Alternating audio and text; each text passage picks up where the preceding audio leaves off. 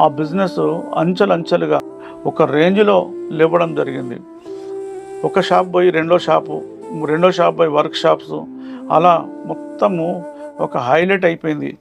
చూడని ప్లేస్ అనేది లేదు. మంత్రాలయము, మహానంది, అలా అన్నవరం, ఇలా చూసి చెప్పుకుంటూ పోతే ప్రతి టెంపుల్స్ను నేను చూశాను, తిరిగాను. తిరుపతి, ఇవన్నీ తిరిగి దేవుడు అనేటోడు ఉన్నాడా? ఎందుకు ఇంత నన్ను పరీక్షిస్తున్నాడు? నేను న్యాయంగా నడిపించబడాలని అనుకుంటున్నప్పుడు ఎందుకు నాకు ఇంత ఘోరమైన పరిస్థితి? నా దగ్గరికి నన్ను చూడడానికి కూడా వచ్చేవాళ్ళు లేరు. ఎందుకంటే పరిస్థితి తారుమారైంది. బంధువులు కానీ, స్నేహితులు కానీ, నాతోటి తాగిన వాళ్ళు కానీ, నాతో కూర్చున్న వాళ్ళు కానీ ఎవ్వరు కూడా నా దగ్గరికి రావడము. నేను క్రైస్తవ్యం గురించి నేను విమర్శించాను. ఏమని విమర్శించానంటే, క్రైస్తవులు మంచోళ్ళు కాదు, వ్యభిచారులు. బయట దేశాల్లో ఒకరి పిల్లలతో ఒకరు డ్యాన్సులు చేస్తారు, ఒకరిని పట్టుకుని ఒకరు ఎగురుతారు. అసలు క్రైస్తవ్యం కరెక్ట్ కాదు అని నేను అన్నప్పుడు ఆ సహోదరి చెప్పిన మాట ఇచ్చినప్పుడు ఆ కళలో చూసినది ఏంటంటే, నేను ఎప్పుడు చూడనటువంటి బలమైనటువంటి వెలుగును నేను చూశాను. ఆ తేజస్సు, ఆ మహిమ, అలాంటి మహిమ నేను చూసినప్పుడు అది ఏంటిదో అని అనుకున్నాను. యేసుప్రభుని తెలియదు. అలాంటి పరిస్థితుల్లో మాట ఎప్పుడైతే పలికిందో మేము అనుకున్నాము, సరే ప్రేయర్ చేయండి అమ్మంటే అంత అయిపోయిన తర్వాత ప్రేయర్ చేశారు. ప్రేయర్ చేసిన తర్వాత అప్పుడు పరిస్థితి ఏంటంటే చాలా సంతోషం, చాలా నెమ్మది. ఆ రోజు ఎప్పుడు లేనటువంటి ఒక సంతోషము, ఆనందాన్ని ఆ రోజు మేము అనుభవించాను.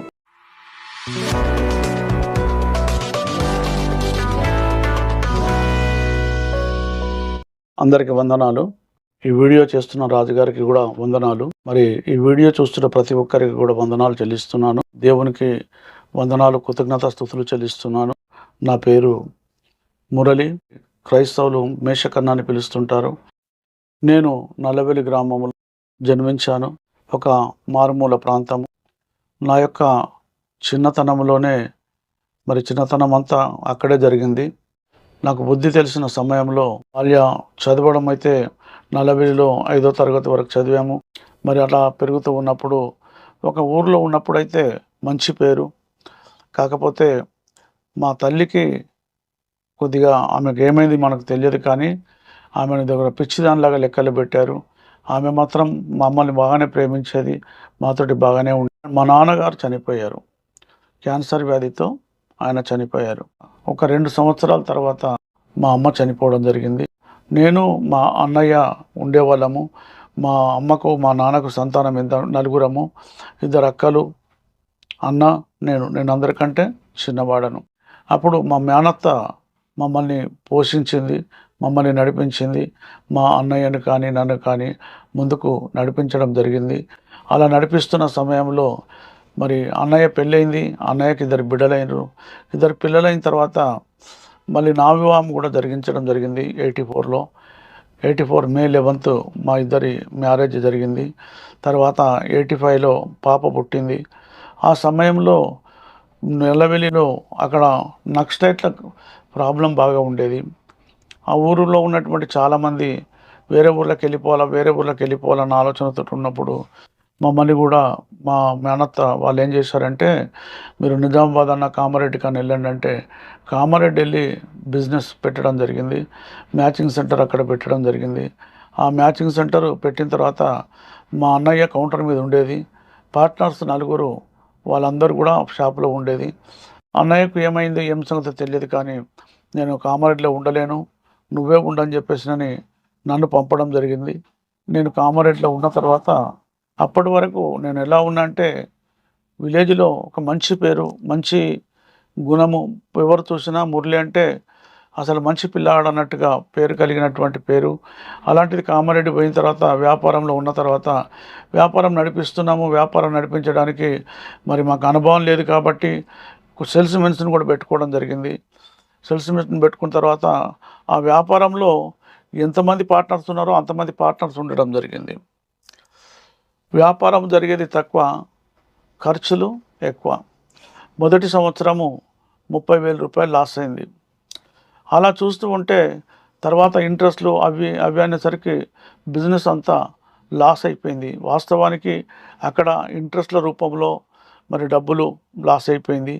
ఆ లాస్ అయిపోయిన వ్యాపారాన్ని బట్టి అక్కడ పరిస్థితులు ఎట్లా జరిగినాయంటే వ్యాపారం చివరికి తీసేసే పరిస్థితి ఏర్పడ్డది. అప్పుడు నేను అక్కడ కామారెడ్డిలో ఉన్నప్పుడు నాకు లేని అలవాట్లు, వ్యసనాలు, తాగుడు కానీ, వ్యభిచారం కానీ, పేకాట కానీ, ఇవన్నీ కామారెడ్డిలో మరి నేర్పించడం జరిగింది. నా దగ్గర ఉన్నటువంటి వ్యక్తులే నన్ను ప్రోత్సహించి ముందుకు నడిపించారు. అప్పుడున్న వయసును బట్టి దాన్ని బట్టి నేను కూడా అలాంటి తప్పుడు నడకలో, తప్పుడు ఆలోచనలో నేను నడిపించబడ్డాను. మరి అలాంటి పరిస్థితిలో మరి అక్కడ వ్యాపారము ఎక్కడిదక్కడ క్లోజ్ అయిపోయిన తర్వాత వాస్తవానికి వ్యాపారంలో రూపాయి లాభము లేదు, తీసేస్తే ఎవ్వరికి రూపాయి రాదు. అలాంటి పరిస్థితిలో వ్యాపారాన్ని నేను నడిపిస్తానని నేను పైన తీసుకొని మా అన్నయ్యకు అక్కడ ఇంటికాడ ఉన్నటువంటి ప్రాపర్టీస్ ఆయనకు రాసిచ్చాను. వాస్తవానికి వ్యాపారం తీసేస్తే రూపాయి లేదు. నేను ఆయనకు రాసిచ్చింది నా ప్రాపర్టీని ఉత్తగానే ఊరికనే రాసిచ్చాను. రాసిచ్చిన తర్వాత ఆ వ్యాపారంలో ఏమీ లేదు కాబట్టి దాన్ని అక్కడ క్లోజ్ చేయాల్సి వచ్చింది. ఒక దొంగలాగా అక్కడి నుంచి నేను కామారెడ్డి నుండి హైదరాబాద్ వెళ్ళిపోవడం జరిగింది. హైదరాబాద్ వెళ్ళిపోయిన తర్వాత నేను ఇచ్చేది కొద్దిగా పేపర్లో లక్షల రూపాయలని రావడం జరిగింది. ఎంతమందికి ఇచ్చేది ఉందో అంతమందికి డబ్బులు కూడా ఆల్రెడీ ఇచ్చేసాము, ఎవరికి కూడా ఇచ్చేది లేదు. అలాంటి పరిస్థితిలో హైదరాబాద్ వెళ్ళిన తర్వాత హైదరాబాద్లో కూడా అక్కడ కొన్ని రోజులు, ఒక 6 months నేను ఎప్పుడు వెళ్ళానంటే 92 ఫిబ్రవరి 26 నాడు నేను హైదరాబాద్ వెళ్ళాను. హైదరాబాద్ వెళ్ళిన తర్వాత అక్కడ ఒక ఆగస్టు 26 వరకు తినుకుంటూ తిరిగాను. ఉన్న వస్తువులను అమ్ముకోవడము, ఏది ఉంటే అది వస్తువులు అమ్మడము, ఇంట్లో ఏది ఉంటే అది అమ్ముకొని అట్లా 6 నెలలు మరి తినుకుంటూ తిరగడం జరిగింది. మరి నేను కామారెడ్డికి వెళ్తున్నప్పుడు అక్కడ ఉన్నటువంటి స్టాకు నేను తీసుకొని వెళ్ళినప్పుడు ఆ స్టాక్ తోటి నేను అక్కడ ఉన్నాను. మరి నేను కామారెడ్డిలో ఉన్నప్పుడే మరి బాబు పుట్టాడు, పాప పుట్టింది, చిన్న పాప. అంటే 3 సంతానము జరిగారు. ఫస్ట్ పాప పేరు శ్రీలత, బాబు పేరు శ్రీకాంత్, చిన్న పాప పేరు శ్రీప్రియ. ఈ 3 సంతానంతో హైదరాబాదు నేను బయలుదేరాను. హైదరాబాద్లో గడిచిన ఒక 6 నెలలు గడిచిన తర్వాత ఒక వ్యక్తితో పార్ట్నర్లా బిజినెస్ స్టార్ట్ చేశాము. నా స్టాక్ పెట్టాము, ఆయన కొద్ది స్టాక్ పెట్టాడు. దాన్ని వాల్యూ చేసి గాయత్రి మ్యాచింగ్ సెంటర్ అని దిల్సుఖ్నగర్లో పెట్టడం జరిగింది. అక్కడ కొన్ని రోజుల తర్వాత ఇద్దరి మధ్యలో భేదాభిప్రాయాలు వచ్చి నేను వేరు కావడం జరిగింది. మళ్ళీ నేను అక్కడ సపరేటు మ్యాచింగ్ సెంటర్ పెట్టుకున్న తర్వాత అప్పుడు మాకు ఒక జరిగినటువంటి వింత ఏంటంటే, చిన్న లాటరీ టికెట్ తీసుకుంటే ఫస్ట్ ప్రైజు 5,000 రూపాయలు వచ్చాయి. 5,000 రూపాయలు చూడక కొన్ని రోజులు అవుతుంది. ఆ 5,000 రూపాయలు రాగానే నేను ఏం చేశానంటే డైరెక్ట్గా తిరుపతి వెళ్ళాము. తిరుపతి వెళ్ళినప్పుడు తిరుపతిలో పోయి అక్కడికి వెళ్ళి గుండు కొట్టించుకొని అన్నీ చేసి అన్నీ తిరిగి, సరే దేవుడు మనకి ఇచ్చాడు కదా అని పోయి వచ్చిన తర్వాత ఆ వ్యాపారాన్ని మెయిన్ మార్కెట్లోనికి, అంటే వెంకటాద్రి థియేటర్ పక్కన మార్చడం జరిగింది. మార్చిన తర్వాత ఆ బిజినెస్ అంచెలంచెలుగా 92లో ఆగస్టులో ప్రారంభించబడిన బిజినెస్ అక్కడికి వెళ్ళి వేరైపోయి మళ్ళీ సొంతగా నడిపిస్తూ మాకు ఇక్కడ నుంచి బిజినెస్ ఎలా అంటే ఒక రేంజ్లో లేవడం జరిగింది. ఒక షాప్ పోయి రెండో షాప్ పోయి వర్క్ షాప్స్, అలా మొత్తము ఒక హైలైట్ అయిపోయింది. అట్లా అయిపోయినప్పుడు ఆ 2 షాపులలో కలిపి మాకు ఇంచుమించు బిజినెస్ డైలీ 40, 50, 40, 50, 45, 50, 60 అట్లా బిజినెస్ డైలీ థౌజండ్స్ మాకు సేల్స్ వచ్చేది. వర్కర్స్ ఇంచుమించు ఒక 15 నుంచి 20 మంది వర్కర్స్ ఉండేది. టైలరింగ్ వర్కర్స్ మళ్ళీ సపరేటు. అలాంటి బిజినెస్ వర్కర్స్కి నేను కనీసము ఒక 80-90 వేల రూపాయల సాలరీస్ నేను ఇచ్చేవాడిని. ఆ స్థితిలోనికి వెళ్ళి బిజినెస్ డెవలప్మెంట్ అయింది. మరి బిజినెస్ చూస్తూ ఉంటే జరుగుతున్న బిజినెస్ చూస్తుంటే నేనే ఆశ్చర్యపోయాను. లక్షల్లో, వేలల్లో అలా బిజినెస్ జరుగుతూ ఉంది. కోట్లలో నా దగ్గర స్టాక్ ఉంది. మార్కెట్కి ఇచ్చేది ఉంది, తీసుకునేది ఉంది. అక్కడ ఆ మూమెంట్లో 2 మడిగలు కూడా సొంతగా కొన్నాను. అలాంటి స్థితిలో నడిపించబడుతున్నప్పుడు బడంగపేటలో ప్లాట్ తీసుకున్నాను. నేను అక్కడ ఉన్నటువంటి పరిస్థితి ఏంటంటే హైదరాబాద్లో కూడా అంత మంచి వ్యాపారం జరుగుతున్నప్పుడు స్నేహితులు, ఫ్రెండ్స్ అందరూ నన్ను ఇటురా అటురా అని చెప్పేసి అని పిలిచేది. లాటరీలు ఆడబోయేది, పేకాట ఆడబోయేది. అక్కడ ఏది పోయినా మరి వాస్తవంగా చెప్పాలంటే లాటరీలో నేను మరి సంపాదించాను. సంపాదించిన తర్వాత సేట్లకు తెలిసింది, నువ్వు లాటరీలు ఆడతావు కదా అని. ఆ లాటరీలు మానేశాను. తర్వాత పేకాట ఆడేది. పేకాట ఆడినప్పుడు ₹1,00,000 పెట్టుకొని, ₹50,000 పెట్టుకొని, 70,000 పెట్టుకొని 3 కార్డ్స్ ఆడేది. 3 కార్డ్స్ ఆడినప్పుడు చాలామంది 3 కార్డ్స్‌లో అందరూ మోసపోయారు. ఆ డబ్బులన్నీ నాకే వచ్చేటి. ఆ డబ్బులు సమృద్ధిగా అలా చేతుకు డబ్బులు వచ్చిన కొద్దీ వ్యాపారంలో పెట్టేది. వ్యాపారం అనేది చాలా పెద్ద ఎత్తున జరగడం జరిగింది. అలా బిజినెస్ అంతా డెవలప్మెంట్ అయిన తర్వాత మంచిగా నడుస్తున్న సమయంలో మా మిసెస్‌కి కామారెడ్డిలో ఉన్నప్పుడే ఎవరో మరి ఏం చేశారో తెలియదు. చేతబడని చెప్పేసి తర్వాత తెలిసింది. ఆమెకు మోషన్స్, వామిటింగ్స్, తర్వాత అలా ప్రాణం పోతున్నట్టుగా అలా మిడుసులేసేది, కోడి మిడుసులేసేది. అలాంటి పరిస్థితుల్లో కామారెడ్డిలో ఉన్నప్పుడే స్టార్ట్ అయింది. ప్రతి అమావాస్య, ప్రతి పౌర్ణమి వస్తే అలాంటి పరిస్థితులు మేము ఎదుర్కొన్నాము. మరి ఈమె అనవసరంగా లేనిపోనివి పెట్టుకుంటుంది, లేనిపోని ఆలోచనలు కలిగి ఉంది అని అందరూ బంధువులందరూ అన్నారు. ఒక సమయం వచ్చినప్పుడు దాన్ని పట్టుకొని బాగా ఇది చేస్తున్నావు, వదిలేస్తే కాదన్న పరిస్థితి కూడా వచ్చింది. మరి అలాంటప్పుడు ఆమెను తీసుకొని హైదరాబాద్ వెళ్ళిన తర్వాత కూడా సేమ్ ప్రాబ్లం. అమావాస్యకు పౌర్ణానికి జర తక్కువ ఉండేది, అమావాస్యకు ఎక్కువ ఉండేది. 3 రోజులు హాస్పిటల్లో ఉండేది. 3 రోజులు హాస్పిటల్లో ఉంటే ఇంటికి 3 రోజుల తర్వాత కనీసం 10, 15, 20 గ్లూకోజ్లు ఎక్కించిన తర్వాత ఇంటికి తీసుకొని వచ్చేది. ఇంటికాడ పిల్లలు డోర్ వేసుకొని గోళ్ళెం పెట్టుకొని ఇంట్లోనే వాళ్ళు ఉండేది. పెద్ద పాప జర పెద్దామె కాబట్టి ఆమె ఏదన్నా ఉంటే పిల్లలకు, తమ్ముడికి, చెల్లెలకి చూసుకునేది. ఇలాంటి పరిస్థితి, భయంకరమైనటువంటి పరిస్థితి జరిగింది. రెండోది ఏంటంటే, ఎప్పుడు చూసినా ప్రతి శివరాత్రికి అయితే అటు విజయవాడ వెళ్ళేది, లేకపోతే ఇటు బాసర వచ్చేది, గంగా స్నానం చేసేది, అక్కడ కృష్ణానదిలో స్నానం చేసేది, దేవుని దర్శనాలు చేసుకునేది. సంవత్సరానికి ఒకసారి టాటా సుమో తీసుకొని టూర్లు వెళ్ళేది. షిరిడి టూర్ అని అక్కడ ప్రాంతాలన్నీ తిరిగి వచ్చేది. అటు ఒకసారి ఇటు, ఒకసారి తిరుపతి రూటు అలా వెళ్ళేది. అటు వెళ్ళినప్పుడు అంతా తిరిగి వచ్చేది. మేము చూడని ప్లేస్ అనేది లేదు. మంత్రాలయము, మహానంది, అలా అన్నవరం, ఇలా చూసి చెప్పుకుంటూ పోతే ప్రతి టెంపుల్స్ను నేను చూశాను, తిరిగాను. తిరుపతి, ఇవన్నీ తిరిగాను. తిరిగి వచ్చిన తర్వాత మాకు ఒక వ్యక్తి, నీ భార్య బాగా కావాలంటే ఆదిపరాశక్తి టెంపుల్కి తీసుకొని రా, బాగవుతుంది అని చెప్పినప్పుడు ఆదిపరాశక్తి టెంపుల్కి నా భార్యను తీసుకొని ఇద్దరం కలిసి పిల్లలను తీసుకొని వెళ్ళడం జరిగింది. మరి ఆ ఆదిపరాశక్తి టెంపుల్ అని మేలుమలవత్తూరు, చెన్నై నుంచి 92 కిలోమీటర్ దూరంలో ఉంటుంది. ఆ టెంపుల్లో లోపలికి వెళ్ళిన తర్వాత ఆ వ్యక్తి మీద ఆ బంగారు అడిగలారా అని ఉంటాడు. ఆయన మీద ఆ యొక్క డెవిల్ ఉంటుంది. ఆ యొక్క ఆదిపరాశక్తి ఆయన మీద ఆవరించి ఉంటుంది. అక్కడికి వెళ్ళినప్పుడు చూసినప్పుడు, అమ్మా నువ్వు పలానప్పుడు రా, నువ్వు బాగైతావు వెళ్ళు అని చెప్పాడు. అక్కడికి వెళ్ళి వచ్చిన తర్వాత ఏమైందో తెలియదు కానీ ఆమెలో ఉన్నటువంటి ఏదైతే బలహీనత ఉందో ఆ బలహీనత పక్కకి వెళ్ళిపోయింది.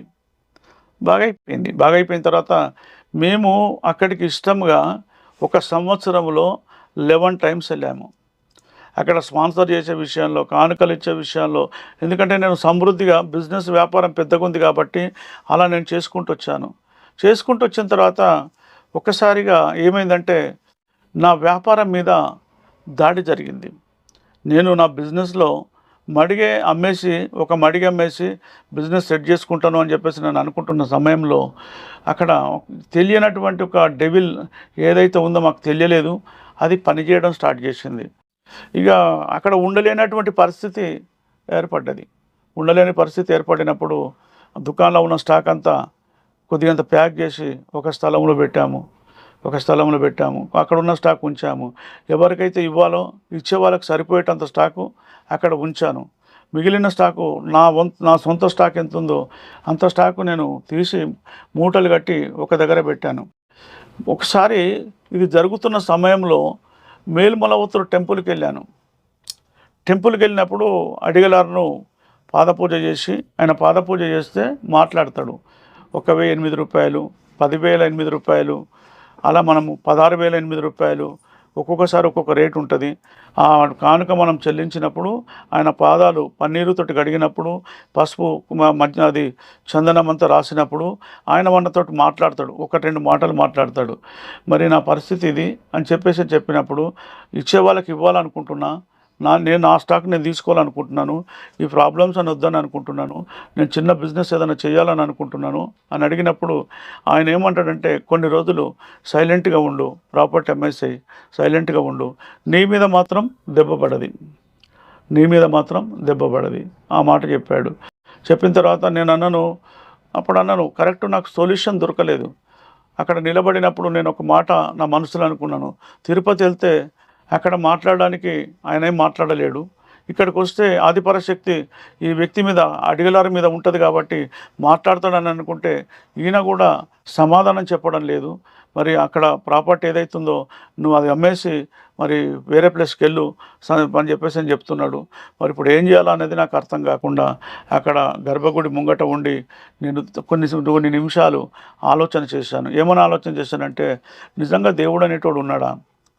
ఎందుకు ఇంత నన్ను పరీక్షిస్తున్నాడు? నేను న్యాయంగా నడిపించబడాలని అనుకుంటున్నప్పుడు ఎందుకు నాకు ఇంత ఘోరమైన పరిస్థితి అని అనుకుంటున్నప్పుడు పరిస్థితి ఎట్లయిపోయిందంటే, నా పరిస్థితి అక్కడ ఆలోచన చేస్తుంటే కుక్కలు చింపిన ఇస్తార్లాగా అయిపోయింది. వాస్తవానికి కుక్కలు చింపిన ఇస్తార్లాగా అయిపోయింది. సరే, అక్కడికి ధైర్యంగా ఉన్నాను. హైదరాబాద్ నుండి నేను కామారెడ్డి వచ్చాను. కామారెడ్డి వస్తే నేను కామారెడ్డి కాడ ఇంతకుముందు ఉండి వెళ్ళిపోయాను కదా. అక్కడికి వచ్చిన తర్వాత మా బంధువులు ఉండడానికి ఆశ్రయం ఇవ్వలేదు. మమ్మల్ని చూసినప్పుడు కొంత చిన్న చూపుగా చూశారు. చిన్న చూపుగా చూసినప్పుడు అక్కడ ఉండకుండా నిజామాబాద్ వచ్చాను. కుమార్ గలీలో మళ్ళీ నేను షాప్ పెట్టాను. ఓం శక్తి అనే పేరుతోటి పెట్టాను. పెట్టిన తర్వాత ఏదైతే నా దగ్గర డబ్బు మెల్లగా బిజినెస్ నడవక నాకున్న అలవాట్లను బట్టి తాగుడైతే ప్రతిరోజు తాగేది, దానిని బట్టి ఆ 6 లక్షల రూపాయలు కూడా అయిపోయినాయి. 6 లక్షల రూపాయలు కూడా అయిపోయినాయి. బిజినెస్ లాస్ అయిపోయింది. నా పరిస్థితి ఎట్లయిపోయిందంటే, ఇక్కడికి వచ్చినాక నా చేతుల్లో రూపాయి లేనటువంటి పరిస్థితి అయింది. 1 రూపాయి కూడా నా చేతుల్లో లేదు. పిల్లలను చదివించడానికి కూడా స్తోమత లేదు. ఉన్న డబ్బంతా అయిపోయింది. నా దగ్గరికి నన్ను చూడడానికి కూడా వచ్చేవాళ్ళు లేరు. ఎందుకంటే పరిస్థితి తారుమారైంది. బంధువులు కానీ, స్నేహితులు కానీ, నాతోటి తాగినోళ్ళు కానీ, నాతో కూర్చున్న వాళ్ళు కానీ ఎవ్వరు కూడా నా దగ్గరికి రావడము మానేసినప్పుడు నేను పడుకున్నప్పుడు ఒకసారి ఒక కలబడ్డప్పుడు నేను హైదరాబాద్ వెళ్ళాలని అనుకున్నప్పుడు కలలో ఒక దివ్యమైన వెలుగు చూశాను. అయితే నాకు చెప్పబడిన మాట ఏంటంటే, ఈరోజు హైదరాబాద్ వెళ్తున్నా అంటే వద్దంటే ఆగిపోయాను. అలా రెండోసారి అలాగే నేను వెళ్ళాలని అనుకున్నప్పుడు రెండోసారి వద్దని చెప్పేసిన కల వచ్చింది, ఆగిపోయాను. మూడోసారి కల వచ్చినప్పుడు వెళ్ళాలని అనుకుంటున్నప్పుడు వెళ్ళమని చెప్పేసినని అప్పుడు దేవుడు ప్రేరేపణ ఇచ్చినప్పుడు ఆ కళలో చూసినది ఏంటంటే, నేను ఎప్పుడు చూడనటువంటి బలమైనటువంటి వెలుగును నేను చూశాను. ఆ తేజస్సు, ఆ మహిమ, అలాంటి మహిమ నేను చూసినప్పుడు అది ఏంటిదో అని అనుకున్నాను. యేసుప్రభు అని తెలియదు. అలాంటి పరిస్థితుల్లో మేము ఉన్నాము. అలాంటి పరిస్థితుల్లో నడిపించబడుతున్న సమయంలో మహాకృపను బట్టి దేవుని ఆలోచనను, మా దేవుని చిత్తమో తెలియదు. డిసెంబర్ 25, 2001 25th నాడు అక్కడ మేము టీవీ ముందు ఉండి చూస్తూ ఉన్నాము. ఒక ప్రోగ్రాం, మన క్రైస్తవ ప్రోగ్రాం వస్తూ ఉంది. ఆ ప్రోగ్రాం చూసినప్పుడు నన్ను గురించి దేవుడు మాట్లాడుతున్నట్టుగానే, ఆ వ్యక్తి నా కోసమే చెప్తున్నట్టుగా, నా కోసమే మాట్లాడుతున్నట్టుగా మొట్టమొదటిసారి ఆ మాటలు వింటున్నప్పుడు నా కళ్ళల్లో నీళ్ళు వచ్చి నేను ఏడవడం జరిగింది. నేను ఏడుస్తున్నానని చెప్పేసి నేను, మా భార్య ఆమె ఏడవడం జరిగింది. ఆమె ఏడుస్తుందని చెప్పేసి నేను, పెద్ద పాప అప్పటికి జర బుద్ధి తెలిసినాము కాబట్టి ఆమె ఏడవడం జరిగింది. చిన్న పాప బాబు వాళ్ళు మమ్మల్ని చూసి అలాగే ఉండిపోయినరు. అప్పుడు ఏడుస్తున్న సమయంలో చివరికి వాళ్ళు ఏమన్నారంటే, ప్రార్థన చేస్తున్నప్పుడు తలలు వంచండి, ప్రార్థన చేస్తున్నప్పుడు తలలు వంచినప్పుడు ప్రార్థన చేశారు. ప్రార్థన చేసిన తర్వాత ఎందుకో ఏందో తెలియనటువంటి పరిస్థితి, హృదయంలో ఒక నెమ్మది అనేది ఆ రోజు వచ్చింది. హృదయంలో నెమ్మది అనేది వచ్చింది. నెమ్మది వచ్చిన తర్వాత నేను మళ్ళీ ఒక 2 గంటల తర్వాత అప్పుడు మన ఫోన్ ఉండేది. సెల్ ఫోన్ కాదు. ఆ ఫోన్ తోటి ఫోన్ చేసినప్పుడు కనీసం గంట సేపు మాట్లాడాను. గంట సేపు మాట్లాడినప్పుడు వాళ్ళు వరంగల్, తర్వాత తెలిసిందేంటంటే జడ్సన్ అబ్రహాం గారి మిస్సెస్ నాతో మాట్లాడింది. కాకపోతే జడ్సన్ అబ్రహాం వాళ్ళని నాకు తెలియదు. మాట్లాడుతూ ఉన్నప్పుడు వాళ్ళు చెప్పినటువంటి మాట, ఇది పరిస్థితి లక్షల్లో ఉండే, వేలల్లో ఉండే, ఈరోజు రూపాయి లేదు, కనీసం రెంట్ కడదామంటే డబ్బులు లేవు, పిల్లల్ని చదివిస్తామంటే పరిస్థితి లేదు, ఏం చేయాలో మాకేం అర్థమైతే లేదమ్మా అని చెప్పినప్పుడు వాళ్ళు ప్రార్థన చేశారు. ప్రార్థన చేసినప్పుడు ఆమె చెప్పింది, జడ్సన్ అబ్రహాం గారు సాక్ష్యం చెప్పింది. అతను కూడా వేరే దగ్గరికి అలా అప్పుల్లో నుండి దేవుడు చూపించిన స్థలానికి వస్తే దేవుడు అప్పులన్నీ తీశాడు, దేవుడు ఆశీర్వదించాడు, ఈరోజు సేవలో వాడుకుంటున్నాడు. మిమ్మల్ని కూడా దేవుడు దర్శిస్తాడు బ్రదర్, భయపడకండి. మీ పేరు, మీ భార్య పేరు చెప్పండి, ఎంతమంది పిల్లలు చెప్పండి, నేను దాంట్లో నేను నోట్ చేసుకుంటాను. నోట్ చేసుకొని మీకోసము మేము ప్రతిరోజు ప్రేయర్ టవర్లో ప్రేయర్ చేస్తామని చెప్పడం జరిగింది. ఆ మాట ఎప్పుడైతే పలికిందో మేము అనుకున్నాము, సరే ప్రేయర్ చేయండి అమ్మంటే అంత అయిపోయిన తర్వాత ప్రేయర్ చేశారు. ప్రేయర్ చేసిన తర్వాత అప్పుడు పరిస్థితి ఏంటంటే చాలా సంతోషం, చాలా నెమ్మది. ఆ రోజు ఎప్పుడు లేనటువంటి ఒక సంతోషము, ఆనందాన్ని ఆ రోజు మేము అనుభవించిన తర్వాత రెండో రోజు మళ్ళీ ఫోన్ చేశాను. ఫోన్ చేస్తే మళ్ళీ మాట్లాడి ఆమె ఏమన్నదంటే, బ్రదర్ మీరు ఫోన్ చేయకండి, రోజు మీకోసం ప్రేయర్ చేస్తున్నాము, మీ పరిస్థితి బాగోలేదు, నిన్న మీరు మాట్లాడిన బిల్లు 400-500 ఉంటుంది, ఈరోజు మాట్లాడే బిల్లు దగ్గర అంటే మళ్ళీ 200-300 అవుతుంది, ఇది ఎక్స్టెడ్, ఇది మామూలు కాలు కాదు, దయచేసి మీరు మాట్లాడకండి, మీ పరిస్థితి బాగోలేదు కదా, దేవుడు మిమ్మల్ని ఖచ్చితంగా దర్శిస్తాడు, మీరు భయపడొద్దు అని చెప్పేసినని ఆ సిస్టర్ సలహా ఇచ్చింది. మీకోసం నిత్యము ప్రార్థనలో మేము పెడతాము, ప్రార్థన చేస్తాము, చేయకుండా ఉండమని చెప్పేసినని చెప్పడం జరిగింది. ఆ మాట చెప్పినప్పుడు ఆ మాట ప్రకారము మేము ఏం చేసామంటే ఇక సంతోషంగా ఉన్నాము. దేవుడు మరి ఎట్లా దర్శిస్తాడో, మరి ఎలా, మరి మనం ఎట్లా ఉంటుందో, మరి సరే ప్రార్థన అయితే చేసినాం కదా అనుకున్నప్పుడు 31వ తారీఖు నాడు నేను ఫ్రెండ్స్ తోటి పేకాట ఆడడానికి వెళ్ళినప్పుడు అందరం ఉన్నాము. ఈరోజు చివరి రోజు, నేను మళ్ళీ రేపటి నుండి తాగుతలేను, బంద్ చేస్తున్నా అని చెప్పాను. తెల్లారి మంగళవారం వచ్చింది 2002 ఫస్ట్, నేను బంద్ చేస్తున్నానని చెప్పాను. ఆ రోజే చివరిగాని తాగాను. రాత్రి 12 లోపల బంద్ చేశాను. ఎందుకు బంద్ చేశానంటే పరిస్థితి ఎట్లయిపోయిందంటే ఇంట్లో బియ్యం లేవు. అప్పుడు 60 రూపాయలకు 5 కిలోలు వచ్చేది, 60 రూపాయలకు క్వార్టర్ ఉండేది. ఒక క్వార్టర్ తీసుకొచ్చి తాగితే 60 రూపాయలు ఒక్కరోజు అయిపోతాయి. ఇప్పుడు ఈ క్వార్టరు 5 రోజులకు కుటుంబం అంతా మేము తింటాము, ఇది అవసరమా, ఇది ఇప్పుడు నాకు అని నా మనసుకు వచ్చేసి దేవుడు మొదలే బంద్ చేపించాడు. బంద్ చేపించినప్పుడు ఆ రోజు తీర్మానం చేసుకున్నాను, ఇక బంద్ చేస్తున్నాను అని చెప్పేసినని అనుకున్నాను. కానీ ఇక నేను ఆ రోజు మానేసిన తర్వాత ఫస్ట్ నాడు మా పెద్ద పాప చర్చికి వెళ్ళింది అలా ఫ్రెండ్స్ తోటి. చర్చికి వెళ్ళినప్పుడు ఆమె పెద్దది కాబట్టి, ఇంటర్మీడియట్ చదువుతుంది కాబట్టి, ఉన్న సమస్యలంతా, బాధ అంతా, కష్టం అంతా, కన్నీరంతా ఆ సేవకులతో పంచుకున్నప్పుడు, మీ డాడీని ప్రేయర్ చేయమని చెప్పండి, దేవుడు ఖచ్చితంగా మీ డాడీతో మాట్లాడతాడు, దేవుడు మిమ్మల్ని పట్టుకోబోతున్నాడు, ప్రవచనాత్మకంగా అక్కడ వాళ్ళు చెప్పారు. ఇంటికి వచ్చినాక పాప చెప్తుంది ఏంటంటే, నాన్న మరి ప్రేయర్ చేయమని చెప్పారు, దేవుడు ఖచ్చితంగా దర్శిస్తాడట, మరి మనకున్న కష్టాలు, శ్రమలు ఉన్నాయి కదా అని పాప నాతో షేర్ చేసినప్పుడు, ఏమని ప్రార్థన చేస్తామమ్మా, మన దగ్గర అంటే శుక్లాంబరధరం విష్ణు శశివర్ణం చతుర్భుజం ప్రసన్న వదనం ఇలా మనం చెప్పడానికి ఉంది. లేదు, ఇప్పుడు బంగారెడ్డి గారి పుస్తకం ఉంది, ప్రార్థన పుస్తకం, పూజ పుస్తకం, అది చదువుతాం. మరి మనం విఘ్నేశ్వరుడిది చదువుతాము. ఇప్పుడు మనకి ఇది ఎట్లా చేయాలా ప్రార్థన, ఏమని చేయాలా ప్రార్థన, ఏమని మొక్కాలా, ఎట్లా మొక్కాలనేది మనకు తెలియనప్పుడు ఏం మొక్కుతాం, దేవుడు ఎన్నో దర్శిస్తే అన్నాడు, ఎప్పుడు నేర్పిస్తే అప్పుడు ఎట్లా చేస్తే గట్ట పోదాం బేట అని చెప్పేసి నేను మనసులో అనుకున్న తర్వాత అలాగే ఉండడం జరిగిన తర్వాత నేను హైదరాబాద్ వెళ్ళడానికి మిత్రుడి దగ్గరికి వెళ్ళాలన్న ఒక ఆలోచన నా మనసులోనికి వచ్చింది. దేవదాస్ అనే మిత్రుడు ఉంటాడు, దేవదాస్ అన్న ఇంటికి నేను వెళ్ళడం జరిగింది. వెళ్ళిన తర్వాత అన్న ఇంట్లో భోజనం సిద్ధపరిచాడు.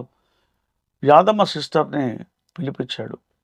ఆ యాదమ్మ సిస్టరు నాతో మాట్లాడుతూ దేవుని గురించి, యేసు ప్రభు గురించి చెప్పడం ప్రారంభించింది.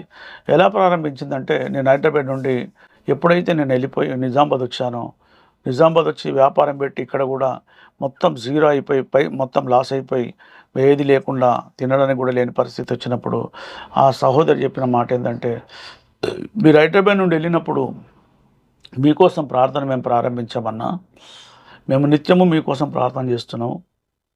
ఆత్మహత్య చేసుకోవద్దు, మళ్ళీ ప్రభు దగ్గరికి రావాలి, ప్రభువును దర్శించాలని ఆ సహోదరి మరి దేవదాసన్న వాళ్ళ మిస్సెస్ వాళ్ళు ప్రార్థన చేస్తూ ఉన్నారంట.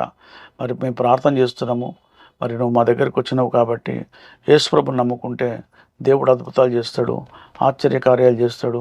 ఆయన నిజమైన దేవుడు, ఆయన సర్వశక్తి గల దేవుడు, ఆయన ఉన్నవాడు, అనువాడై ఉన్న దేవుడు అని దేవుని గురించి చెబుతూ కనీసం అంటే వాళ్ళు చెబుతున్నప్పుడు చెరుకు రసాన్ని తింటే ఎలా ఉంటుందో అలా నేను తింటా ఉన్నాను. అది వాళ్ళు చెప్తా పోతే వింటా పోతున్నాను. ఇంచుమించు వాళ్ళు దేవుని గురించి పలికిన మాట రాత్రి 2 అయింది. రాత్రి 10 గంటలకు మొదలు పెడితే ఆ రాత్రి 2 గంటల సమయం వరకు నాతో వాళ్ళు కూర్చోండి మాట్లాడడం జరిగింది. నేను క్రైస్తవ్యం గురించి నేను విమర్శించాను.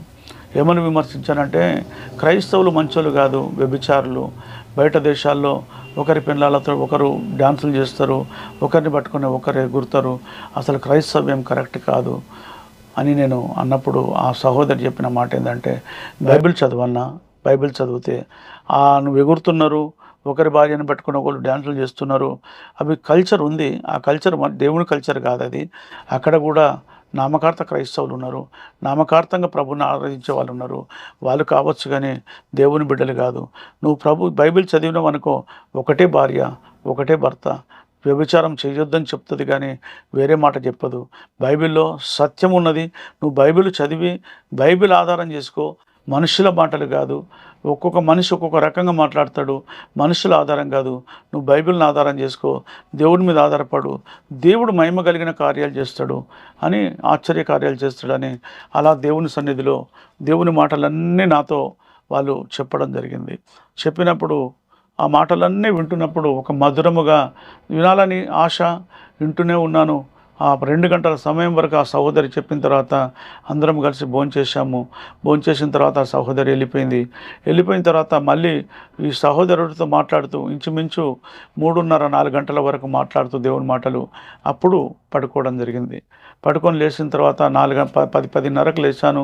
మరి రాత్రి లేట్ అయిపోయింది కాబట్టి లేచి స్నానం చేసిన తర్వాత సహోదరుడు ఏం చేశాడంటే, నేను వ్యాపారానికి వెళ్తున్నాను, మరి షాప్కి వెళ్తున్నాను, నువ్వు ఇక్కడ అక్క వాళ్ళ ఇంటికి వెళ్ళు, కొన్ని విషయాలు నీతో మాట్లాడతారు, బాగుంటుందని చెప్పినప్పుడు మళ్ళీ యాదమ్మ సిస్టర్ వాళ్ళ ఇంటికి వెళ్ళాను. ఆ యాదమ్మ సిస్టర్ వాళ్ళ ఇంటికి వెళ్ళినప్పుడు ఆ ఇంట్లో దేవుని మాటలు మాట్లాడడానికి వాళ్ళ ఇంట్లో ఉన్నటువంటి వాళ్ళ సిస్టర్ కూడా ఉంది, ప్రసన్న సిస్టర్ అని. ఆ సిస్టర్ కూడా దేవుని గురించి మాట్లాడుతూ ఉంది. ఆమె చెప్పేది, వెళ్ళిన తర్వాత నన్ను పరిచయం చేసుకుంది. అన్న మీకోసం ప్రేయర్ చేస్తున్నామన్నా, నిత్యము ప్రేయర్ చేస్తున్నాం, మన దేవుడు మిమ్మల్ని నడిపించాడు అని మాట్లాడడం ప్రారంభించింది. యాదమ్మ సిస్టర్ నేను హాస్పిటల్కి వెళ్ళేది ఉంది, హాస్పిటల్లో ప్రార్థన చేసేది ఉందని ఆమె వెళ్ళిపోయింది. ఈ చిన్న సిస్టరు నాతో మాట్లాడడం ప్రారంభించింది. దేవుని మాటలు చెబుతూ మాట్లాడుతూ ఉన్నప్పుడు అలాగే వింటూ పోయాను. అప్పుడు మళ్ళీ లంచ్ టైం అయింది. వాళ్ళ ఇంట్లోనే లంచ్ చేశాను. చేసిన తర్వాత మధ్యాహ్నం పడుకునే అలవాటు. అన్న పడుకోండి అన్న కొద్దిసేపు అంటే పడుకున్నాను. పడుకొని మళ్ళీ 3 గంటలకు లేచాను. లేచిన తర్వాత 2:30-3 గంటలకు లేచాను. లేచిన తర్వాత మళ్ళీ దేవుని మాటలు వాళ్ళు చెప్పడం ప్రారంభించారు. దేవుని మాటలు చెప్తున్నప్పుడు అవి వింటున్నప్పుడు ఎట్లా ఉందంటే, నిజమైన దేవుడు యేసు ప్రభువే అన్నట్టుగానే మొదటిసారి వింటున్నాను కాబట్టి ఆ మాటలు వింటూ చెప్పడానికి లేదు, అంతగానో వాళ్ళు మాట్లాడుతూ ఉన్నారు. ఆ మాటలు విన్నప్పుడు నాకు అనిపించింది ఏంటంటే, ఆ సహోదరి చెప్తున్న మాట చివరిగా కన్న తండ్రికి సొంత కొడుకుకు మరమన్న కొడుకుకు వ్యత్యాసం తీసుకొచ్చి చెప్పింది. నువ్వు ప్రభువుని నమ్ముకుంటే, బాప్తిజం తీసుకుంటే నువ్వు సొంత కుమారుడిగా నువ్వు అంగీకరించబడతావు. సొంత కుమారుడికి అన్నిటి మీద అధికారం ఉంటుంది. అదే సొంత కుమారుడు కాకపోతే అధికారం ఉండదు. నీకు దేవునికి మధ్యలో పాపం అనే గోడ ఉంది. ఎప్పుడైతే నువ్వు బాప్తిజం తీసుకుంటావో ఆ పాపం అనే గోడ తొలగిపోతుంది. తొలగిపోయిన తర్వాత నువ్వు పరిశుద్ధమైన జీవితం జీవించడానికి నువ్వు ఇష్టపడి తీర్మానం చేసుకొని ఆ పరిశుద్ధమైన జీవితం నువ్వు జీవించినట్లయితే దేవుని మహిమను, దేవుని ప్రత్యక్షతను నువ్వు అనుభవిస్తావు. దేవుని కార్యాలు నువ్వు బలముగా నువ్వు చూస్తావు. ఇప్పటి వరకు నీ జీవితంలో వ్యభిచారం చేసినావా, మోసం చేసినావా, పేకాటాడినావా, నువ్వేం చేసినావో నాకు తెలియదు, కానీ వాటన్నిటిని వదిలిపెట్టి దేవుని సన్నిధిలో నువ్వు నమ్ముకున్నట్లయితే, దేవుడు నిన్ను సొంత రక్షకుడిగా నువ్వు అంగీకరించినట్లయితే ఆయన నీ సొంత కుమారుడుగా నేను అంగీకరిస్తాడు. మరి ఆలోచన చేసుకో అన్నా అని చెప్పింది. చెప్పినప్పుడు నేను అన్నాను, అక్క మరి బాప్తిజం తీసుకుంటాను పదా అని చెప్పాను. అన్న ఇప్పుడే వద్దని అంటది. అమ్మ ఎందుకమ్మా ఇప్పుడు వద్దంటున్నావు అంటే, అన్న ఇంకా నువ్వు దేవుని రుచి చూడలేదు కదా, రుచి చూసిన తర్వాత బాప్తిజం తీసుకుంటే ఇంత నేను నష్టపోయాను, నా జీవితంలో లక్షల రూపాయలు నష్టపోయాను, నాకున్న తెలివి నన్ను ముందుకు నడిపించలేదు, నేను మొక్కిన దేవుళ్ళు నాకు అడ్డం రాలేదు, మరి ఏది కూడా నన్ను ఆదుకోలేదు, మరి ఇప్పుడు ఇంకా ఆలోచన చేసుడు ఎందుకమ్మా, సరే ఏది నడిపించినా దేవుడే నడిపించాలా, దేవుని చేతికి నన్ను అప్పగించుకుంటున్నాను, ఆయన వెనుతట్టి నన్ను నడిపించాలా, ఆయన తన చేయబట్టి నన్ను నడిపించాలి. ఒక కుమారుని నడిపించినట్లు నాకు నేనుగా నడవలేను, నాకు నేనుగా వెళ్ళలేను, నా చేతులు నా దేవునికి ఇస్తున్నాను, నేను నడవాలని అనుకుంటున్నాను అమ్మ పదా అన్నప్పుడు ఆ తల్లి నన్ను తీసుకొని మరి హౌస్ ఆఫ్ ప్రేయర్ చర్చి అక్కడ కేడిఎస్ అబ్రాంగ వాళ్ళ చర్చిలకి నన్ను తీసుకొని వెళ్ళడం జరిగింది. వెళ్ళిన తర్వాత చర్చిలోకి వెళ్ళిన తర్వాత అక్కడ పాస్టర్ గారు మరి అక్కడ బ్రదర్ గారు నాతోటి మాట్లాడి దేవుని మాటలన్నీ చెప్పి, నీ ఇష్టంతో తీసుకుంటున్నావు అంటే నా ఇష్టంతో తీసుకుంటున్నాను బాప్తిజం అని చెప్పడం జరిగింది. చెప్పిన తర్వాత అక్కడ బాప్తిజం తీసుకున్నప్పుడు ఒక తేలిక లాంటి ఆ పరిస్థితి నా జీవితంలో నేను చూశాను. నేను ఒకటే అడిగాను, ప్రభా ఏదైనా నువ్వు నన్ను నడిపించు, నీ కృపతో నన్ను నడిపించు, నాకు నేనుగా నడవలేను, నా పరిస్థితి అంతా ఇది ఉంది ప్రభా, నువ్వేది చెప్తే అది చేస్తాను, నా ప్రాణాత్మ శరీరాన్ని నీకు సమర్పిస్తున్నాను అని నా మనసులో ఒక తీర్మానం చేసుకొని ఒక మంచి ఉద్దేశంతో దేవుని సన్నిధిలో బాప్తిజం తీసుకున్న తర్వాత నా మనసంతా తేలికైపోయింది. నేను ప్రభువుని నమ్ముకొని నిజామాబాద్ వచ్చిన తర్వాత యోసన మినిస్ట్రీ మీటింగ్ జరుగుతున్నప్పుడు చివరి రోజు ఆ మీటింగ్స్కి వెళ్ళి దేవుని సన్నిధికి ఆ ఓసన మినిస్ట్రీకి వెళ్ళడం జరిగింది. వెళ్ళిన తర్వాత అమావాస్య వచ్చింది, మా భార్య అనారోగ్యంతో ఏదో పరిస్థితితో ఉంది. అక్కడికి తీసుకొని వెళ్ళినప్పుడు సేవకుడు ప్రేయర్ చేసినప్పుడు ఆ డెవిల్ బయటకు వెళ్ళిపోయిన తర్వాత ఆమె నెమ్మది అయిపోయింది. నేను ఆశ్చర్యపోయాను. హాస్పిటల్లో 3 రోజులు 4 రోజులు ఉంచాల్సింది, 5,000 10,000 రూపాయలు బిల్లు కట్టాల్సింది, ఏది లేకుండా దేవుడు చేశాడని సంతోషంతో ఇంటికి వచ్చిన తర్వాత నా భార్యతో నేను చెప్పాను, అది డెవిల్ ఉంది, మరి ఎట్లా చూద్దాం, దేవుని దగ్గర ప్రార్థన చేద్దాం, సేవకునితో మాట్లాడదామని చెప్పినప్పుడు ఆ సేవకుడి పేరు జాన్సన్ పాస్టర్. మరి జాన్సన్ పాస్టర్తో మాట్లాడినప్పుడు, అన్న మీరు బాప్తిజం తీసుకోవాలా, తీసుకుంటే ఆమెలో ఉన్న డెవిల్ వెళ్ళిపోతుంది, లేకపోతే కష్టమవుతుంది అన్న, పూర్తిగా విశ్వాసంతో ప్రభువు నమ్ముకోవాలన్నప్పుడు మరి ఆమె కూడా 2002లో ఆమె కూడా ప్రభువుని నమ్ముకోవడం జరిగింది. నేను 2002లో జనవరి 19th నాడు నేను నమ్ముకున్నాను. 2002లో జూలై 22 నాడు మా వాళ్ళు నమ్ముకోవడం జరిగింది. ప్రభువుని నమ్ముకొని ప్రభువుతో కొనసాగుతున్నాము. అయితే దేవుని దగ్గరికి వచ్చిన తర్వాత నేను దేవుని సన్నిధిలో అక్కడ వాళ్ళు ప్రార్థన చేస్తూనే విన్న తర్వాత ఇంటికి వచ్చి నేను ప్రార్థన చేయడం ప్రారంభించాను. గంటలు దేవునితో గడిపేది. రాత్రి పడుకున్నప్పుడు కన్నీరు విడిచుచు నా స్థితి అంతా ప్రభా ఇంత ఘోరమైన పరిస్థితి అయింది, కుక్కలు చింపిన ఇస్తారైంది, నా దగ్గర రూపాయి లేదు, మరి నా పరిస్థితి ఏంది ప్రభా అని దేవుని సన్నిధిలో మొరపెట్టేది. అప్పుడున్న పరిస్థితి ఏంటంటే ఒక్కొక్క రూపాయి కిలో బియ్యం తీసుకొచ్చుకొని తింటున్నటువంటి పరిస్థితి, ₹1 నూనె ప్యాకెట్ తలకు తీసుకొచ్చి ముగ్గురు పెట్టుకుంటున్నటువంటి పరిస్థితి. నేను నూనె పెట్టుకునే అలవాటు అప్పటి నుండి లేదు, ఇప్పుడు కూడా నేను తలకు నూనె పెట్టుకోను. అయితే ఈ ముగ్గురు పిల్లలు తల్లి నూనె పెట్టుకోవడానికి ఒక్క నూనె ప్యాకెట్ తీసుకొచ్చి పెట్టుకున్నది. ఇట్లాంటి పరిస్థితి మేము మెదులుతూ ఉన్నాము. ఒకరోజు దేవుని సన్నిధిలో నేను ప్రార్థన చేస్తూ హైదరాబాద్ వెళ్ళినప్పుడు కూడా ప్రార్థన చేస్తూ ఉండేది.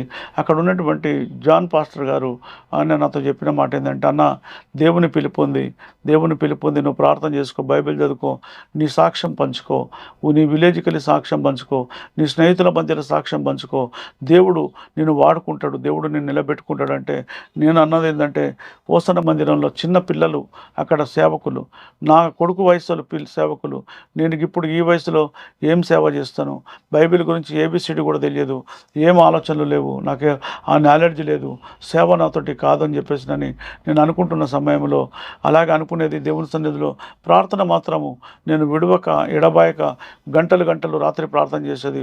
ఒక్కొక్కసారి రాత్రి 11 గంటలకు మొదలు పెడితే తెల్లారి 4 గంటల వరకు ప్రార్థన చేస్తూ ఉండేది. అలా ప్రార్థన చేస్తూ ఉన్నప్పుడు మరి స్కూళ్ళు స్టార్ట్ అవుతున్నాయి. పిల్లలకు నేను ఫీజులు కట్టలేని పరిస్థితిలో ఉన్నాను. దానికి ముందు జరిగినటువంటి ఒక అద్భుతం ఏంటంటే, నా లెఫ్ట్ సైడ్ కిడ్నీలో స్టోన్స్ హైదరాబాద్లో ఉన్నప్పుడు చెప్పారు. ఆ ఆపరేషన్ చేపించడానికి నేను చేపియలేకపోయాను. అప్పుడు చేపియలేదు, నిర్లక్ష్యం చేశాను. ఇక్కడికి వచ్చిన తర్వాత భయంకరమైన నొప్పి, లేవలేనటువంటి నొప్పి, దేవుని సన్నిధిలో ఏడుస్తూ ప్రార్థన చేస్తూ అలాగే పడుకునేది. మనకు చైర్ మీద కాళ్ళు పెట్టేసి కిందికి పడుకుంటే నెమ్మదిగా ఉండేది. అలా ప్రార్థన చేస్తూ పడుకుంటున్న సమయంలో ఒకరోజు దేవుడు దిగి వచ్చి తన హస్తాన్ని చాపి నా లెఫ్ట్ సైడ్ కిడ్నీలో చేయి పెట్టి దానిని బాగు చేసి చేయి తీసి, నా కుమారుడా ఇప్పుడు ఎటు తిరిగి పడుకో అన్నప్పుడు, నేను తిరిగి పడుకున్నప్పుడు ఆ కిడ్నీలో ఉన్నటువంటి స్టోను తొలగిపోయింది. 3 సార్లు ఇటు తిరిగాను, అప్పుడు నొప్పి లేదు. దేవునికి స్తుతి చెల్లించి సంఘంలో సాక్ష్యం కూడా పంచుకోవడం జరిగింది. అలాంటి దేవుడు మిరాకిల్ చేసిన తర్వాత హైదరాబాద్లో ఒక మీటింగ్స్కు నన్ను తీసుకొని వెళ్ళారు మా ఫ్రెండ్స్. దేవదాస్ అన్న వాళ్ళు ఒక మీటింగ్స్కి తీసుకొని వెళ్ళారు. హైదరాబాద్ నెలకొకసారి 15 రోజులకు ఒకసారి వెళ్ళేది. పరిస్థితి నా దగ్గర లేదు, లేకపోతే కామారెడ్డి దిగేది, ఒక ఫ్రెండ్ దగ్గర 100 రూపాయలు అడుక్కునేది, హైదరాబాద్ పోయి ఆడికెళ్ళి మళ్ళీ నిజామాబాద్ వచ్చేది. అలా నేను పోయినప్పుడు అలా అయితే అక్కడ కామారెడ్డిలో పైసలు అడుక్కునేది ఫ్రెండ్ దగ్గర, లేకపోతే హైదరాబాద్ వెళ్ళినప్పుడు దేవదాస్ దగ్గర అన్న బస్ కిరాయి లేవని అడుక్కునేది. అలా నేను పోతూ వచ్చినప్పుడు అలా ఆయన అడిగినప్పుడు అలా 100-200 రూపాయలు దేవదాస్ కూడా నాకు ఇచ్చేవాడు. అలాంటి నా పరిస్థితిని బట్టి నేను బస్ కిరాయిలు మాత్రమే అడిగేది, నన్ను ఇంకా వేరేది ఏమి అడిగేది కాదు. అలాంటి పరిస్థితుల్లో నేను అక్కడ సేవకుడు చెన్నై ప్రాంతం, కేరళ ప్రాంతం నుండి వచ్చాడు. మరి సికింద్రాబాద్ రైల్వే స్టేషన్ దగ్గర ఆ ప్రేయర్ జరుగుతున్నది, ఆ మూల మీద టర్నింగ్ బిల్డింగ్లో జరుగుతున్నప్పుడు మేము వెళ్ళినప్పుడు ఆ వ్యక్తి నా దగ్గరకు వచ్చి ఏమన్నాడంటే, నీ లెఫ్ట్ సైడ్ కిడ్నీని దేవుడు ముట్టి బాగు చేశాడని చెప్పాడు. నాకు ఒక సంతోషకరమైనటువంటి మాట పలికినప్పుడు నాకు హృదయంలో సంతోషం అనిపించింది. ఈయన ఎట్లా చెప్తున్నాడు అని చెప్పేసి నేను అనుకున్నాను. ఆ ప్రవక్త మళ్ళీ మాట్లాడిన మాట ఏంటంటే, నీ లైఫ్ దేవుడు మార్చబోతున్నాడు, ఈ వారం రోజులలో నువ్వు ఒక కొత్త కార్యాన్ని నువ్వు చూడబోతున్నావు అని చెప్పేసి నేను చెప్పాడు. ఆ మాట చెప్పిన తర్వాత నేను వారం రోజులలో నేను అనుకున్నది ఏంటంటే, వ్యాపారం ప్రారంభించాలి. ఇంకో మాట అన్నాడు, నీ మనసులో వేదనతో బాధతో ఏడుస్తున్నావు కదా, దేవుడు అంటున్నాడు నాకు అప్పగించు, నేను దాన్ని పరిష్కారం చూపిస్తాను.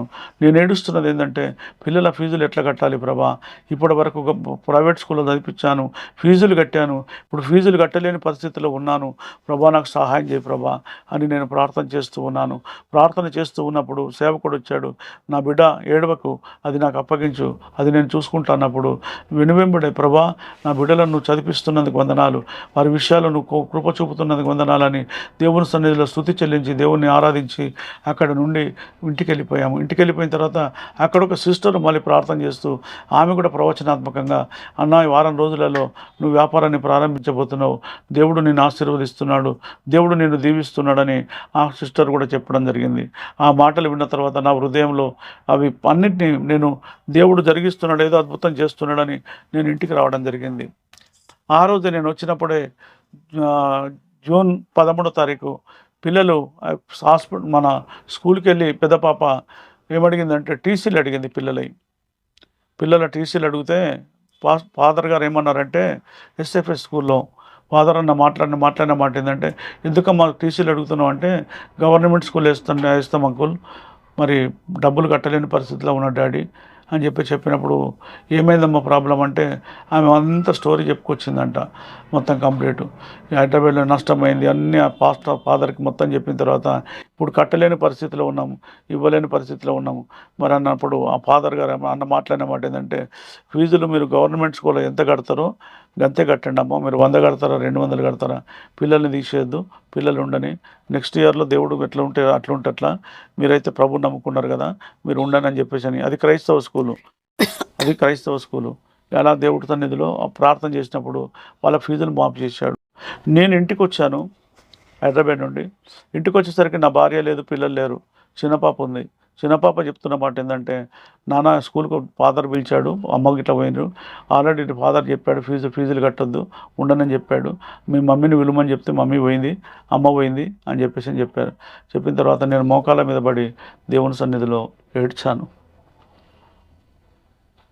ఎంత గొప్ప దేవుడా భయ్యా, మనుషులు ఇస్తే మళ్ళీ అడుగుతారు, నేను నీకేమి ఇయ్యగలనయ్యా అని చెప్పేసి కన్నీటితో ప్రార్థన చేసుకొని కృతజ్ఞత చెల్లించి దేవుణ్ణి మహిమపరిచి, ప్రభా పిల్లల ఫీజులు నువ్వు కట్టినందుకు స్తోత్రాలయ్యా అని దేవుని సన్నిధిలో ఒక సాక్ష్యంగా నిలబడ్డాను. ఆ మెరాకిల్ దేవుడు నా జీవితంలో జరిగించాడు. అది జరిగించిన తర్వాత పెద్ద పాప ఫీజు విషయంలో కూడా ఆమెకు ఉన్న ఫ్రెండ్స్ నేను కడతామని చెప్పేసి వాళ్ళు ఫీజు కట్టారు. ఆమె ఫీజు కూడా నేను కట్టలేదు. ఆ సంవత్సరము పిల్లల ఫీజులు అనేది దేవుడే ఏర్పాటు చేశాడు. పిల్లలు మంచిగా చదువుకోవడం జరిగింది. అలాంటి పరిస్థితుల్లో నాకు దేవుని సన్నిధిలో ఒక నమ్మకం, ఒక విశ్వాసం వచ్చింది.